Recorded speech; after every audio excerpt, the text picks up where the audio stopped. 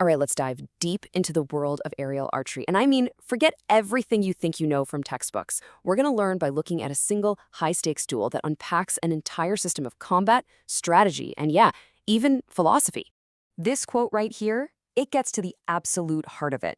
This isn't just about hitting a target, it's a relentless mental chess match in the sky. One slip up, one moment you're not paying attention, one tiny blind spot, and it's over. That's the mindset we're getting into today.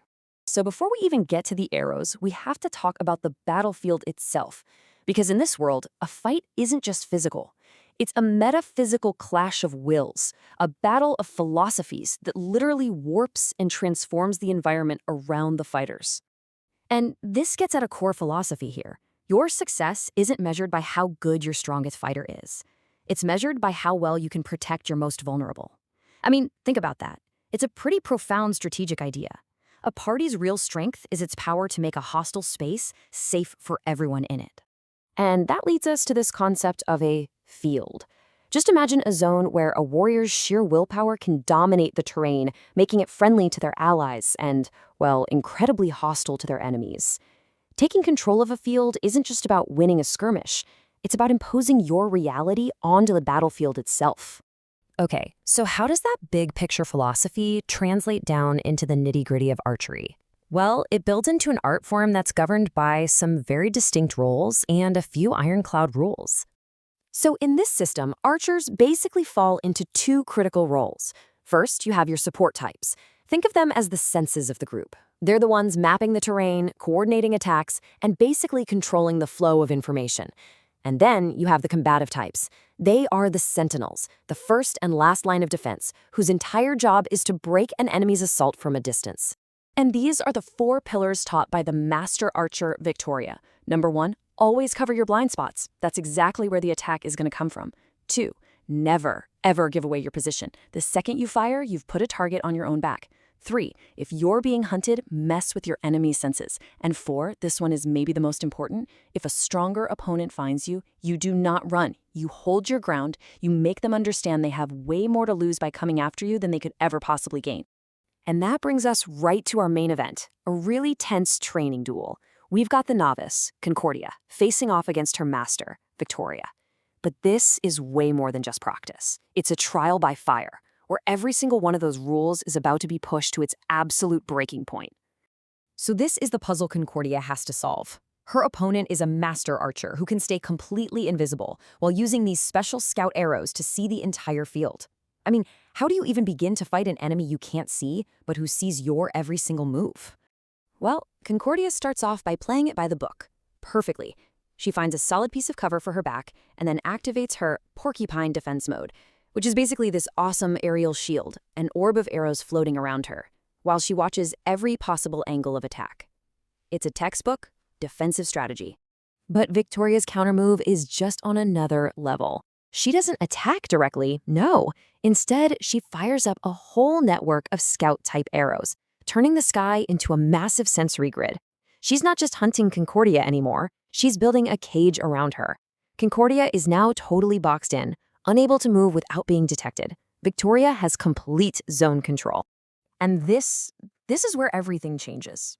Trapped, outmaneuvered, Concordia has this realization that the rules she was taught, as good as they are, just aren't enough. She has to innovate. She has to see the fight in a completely new way. Her answer lies in this ancient art called reading the wind. Now, this isn't just about having good reflexes. It's not about seeing the arrow coming. It's about sensing the preparatory actions an opponent takes before they even let the arrow fly. It's the ultimate form of anticipation. So, Concordia tries to kick up a dust cloud for camouflage, to hide herself. But it totally backfires. She realizes Victoria isn't just seeing with her scout arrows, she's feeling the disturbances in the air. That dust cloud, meant to hide her, was like a giant flare that screamed her exact location to Victoria's wind-based senses. But this is the moment of pure genius. Instead of giving up on the dust, she leans into it. She spreads the particles out into this massive, fine field, turning her biggest mistake into a brand new sensory organ. She's not trying to hide in the dust anymore. She's using the dust to feel the air itself, sensing the tiniest little disturbance from an incoming arrow. And the analogy here is just perfect. She's basically created a spiderweb in the sky. Any arrow that passes through her dust field creates this little tug, a vibration that she can feel instantly. She literally developed a new form of extrasensory perception, and it's all based on touch. And this all culminates in her own completely unique technique, Kraken Andromeda version Pegasus. It's a perfect fusion of everything she's learned. It's an offensive aerial volley, it's a rotating defensive shield that allows for mobility, and it's her new dust field for perception, all rolled into one. It's a living weapon. And that very idea of a living weapon brings us to our final and maybe our deepest concept. See, Concordia didn't just win a duel.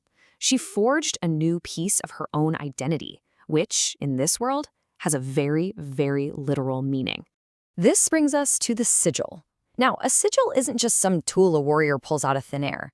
It's the physical embodiment of their identity, a mirror of their soul.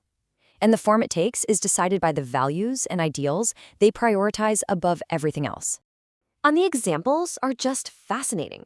A warrior who is all about brute strength, they manifest heavy tomahawks. Someone who values precision above all else, like Victoria, they get an archery set. Speed becomes twin scimitars. You can even have an abstract ideal, like justice, manifesting as a blade that can only harm evil. The weapon is a direct reflection of the warrior's core self. Which leaves us with a final thought to chew on. We've seen how ideals like precision and justice can literally take physical form. So that leads to the question, if your core beliefs, the principles you truly prioritize above all else, were to manifest as a weapon, what form do you think it would take?